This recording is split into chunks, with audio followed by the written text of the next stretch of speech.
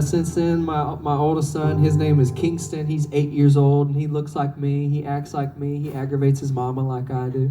He's even grown out his hair. He doesn't realize I'm just holding on to what's left, and this is laziness. Like I kind of feel like everybody after COVID that's about my age has just kept the COVID look, and that's just how we're going to look the rest of our lives. Unless my hair all falls out, when you see me in 20 years, this is it. You know what I mean? It's like Lululemon pants. I'll never put denim on again. It's not going to happen. I just bought 3 more pairs of these, and I committed. You know, it's an investment, but it's well worth it. But this is it for me.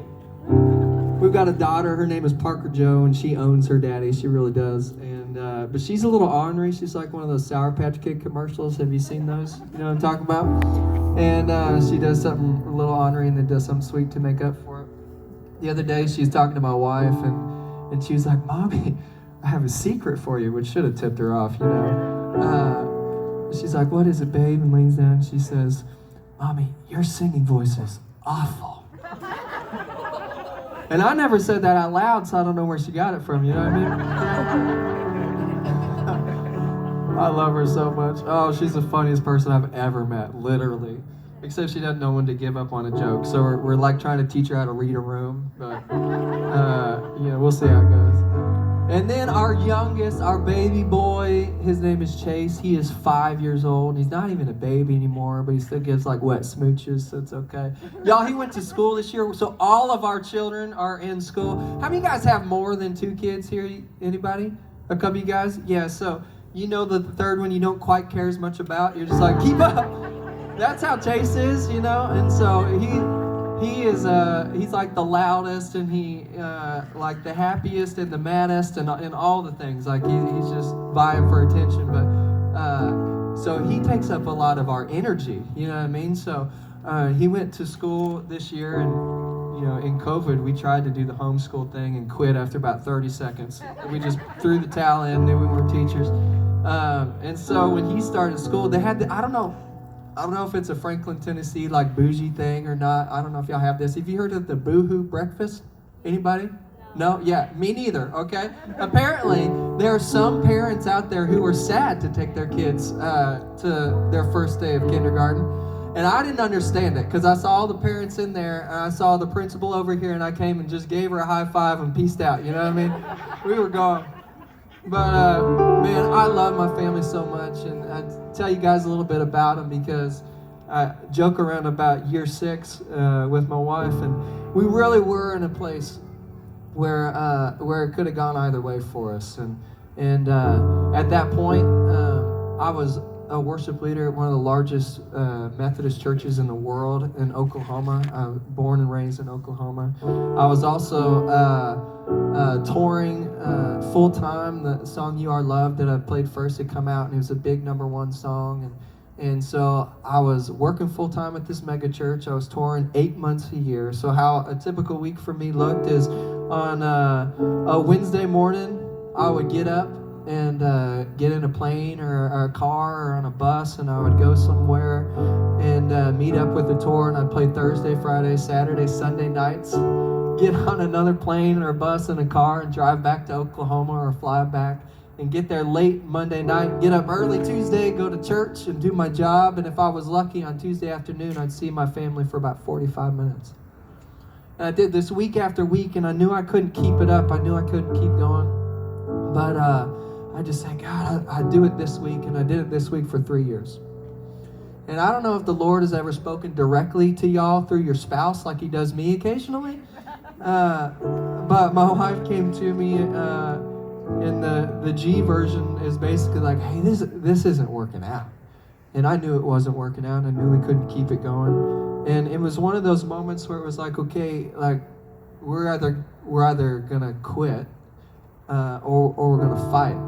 And I think we all come up against those kind of moments in our lives, and this was a fight moment for us. We knew we needed to be together, and so I stepped out of the ministry that I've been in at the church, and everything that came with it. Our community was there, our family was there. If I'm completely honest, the hardest part for me to walk away from was the steady paycheck, and so I stepped away from that. My wife put our home the house that we brought all our babies home to from the hospital. She put it up for sale. She sold that thing in 4 days for sale by owner, not even a realtor. She was just motivated, you know what I mean? I was on tour. When I left on tour, I lived in Tulsa, Oklahoma. When I got back on tour, I lived 10 hours down the road in Franklin, Tennessee, in a house that we hadn't even seen. And my family was there waiting for me. And so when I got there, I took 6 months off. I'd never taken 6 months off of anything in my life. I've always gone 1,000 miles an hour. It was like a little mini pandemic, in 2017. And there was a lot of things that happened in those times. Like the Lord was so generous to us. And He blessed us in such incredible ways. And when I say blessing, I mean it in the real sense. Like He made us whole. He was in the process of making us holy. He taught me how to be a dad. I was able to take my kids to soccer practice, as silly as that sound. I'd never been able to go before. I was able to walk into a church with my wife for the very first time, hand in hand with her, and just sit. And the Lord began to restore our marriage in incredible ways, to the point where now, I mean, it's as good as it's ever been at 10 years, and I'm so thankful for it. But I don't know if the last couple of years any of you guys have felt like this. Because a couple months in of sitting and not working and not doing all of those things, I started to have kind of these thoughts and these struggles in my head of battling my identity and who I was.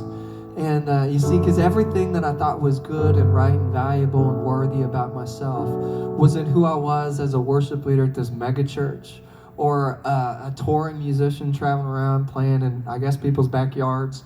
And when I wasn't doing that, I didn't have a clue who I was. And it was during that time that the Lord really taught me a lesson that honestly got us through these last couple of years. And He taught me what real faith was. I think for a long time in my life, I'd say, God, like, I believe in You, I trust in You, but I've got this talent. I can sing. I got this. God, I got some money in the bank. I'm good.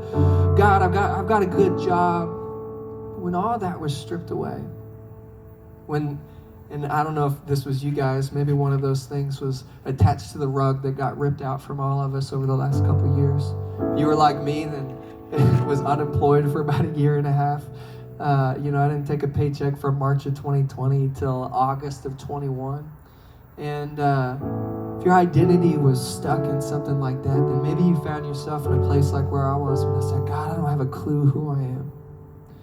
And the Lord began to speak to me, and He said, Chris, listen, you're not the sum of anything that you can do, anything that you can earn, any talent that I've given you. You're not an accolade on a wall or a number in a bank account, but you're just who I say you are. And I say that you're honest and you're good and you're worthy, and I know you better than you know yourself.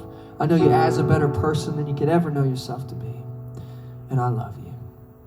And I wrote a song kind of about that in the midst of it, and I want to share a little bit of that with you tonight. It's a song that got me through some really dark times and actually set us up for the last couple of years when it could have been that way again, to be a really beautiful moment for us. This is a song called You Know Me Better.